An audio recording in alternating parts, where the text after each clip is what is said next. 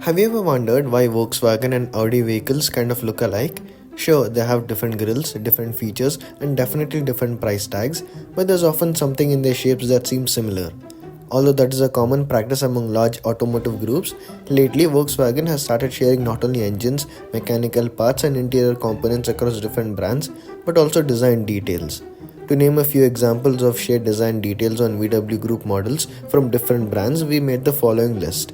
First, there's the Audi A4 and A6 and the uncanny resemblance they bear with the VW Jetta and Passat.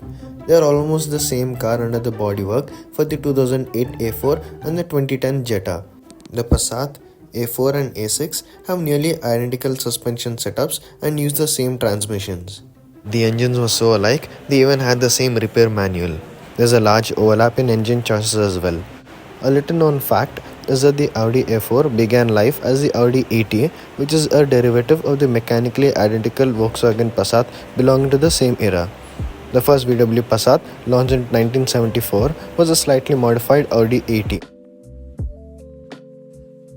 Chassis, engine and body were identical up to the B-pillar, but while the Audi was available only as a sedan, the Passat was available as a fastback and as a station wagon. Back then, you could have made up an Audi AT station wagon with a little effort by buying a VW Passat variant and exchanging the front grille, the bumpers and some trim parts.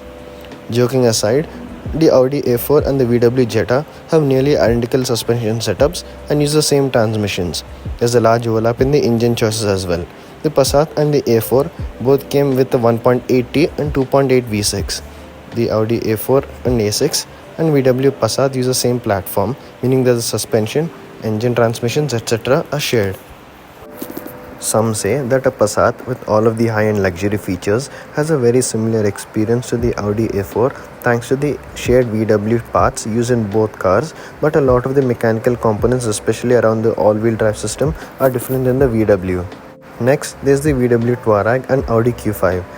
The latest generation of the Toureg serves as the flagship model of Volkswagen and shares its underpinnings with the Audi Q7, Porsche Cayenne and Bentley Bentayga. The strange thing is that Volkswagen's designers imitated the character lines on the profile and the rear fender design and on the headlights of the smaller Audi Q5 in a quest to differentiate the Toureg from its same segment premium siblings. If you liked the video so far, consider subscribing. Volkswagen Polo Mark 6 2018 and Audi Q2 2017. The square-shaped taillights of the Audi Q2 look very similar to the ones on the VW Polo Mark 6, something that was made obvious from the first teaser picture of the model released by Volkswagen last year. Last but not least, the conspiracy theory that designers from Volkswagen and Audi often hang out together might not be far from the truth. The resemblance here is quite strong, as you can see.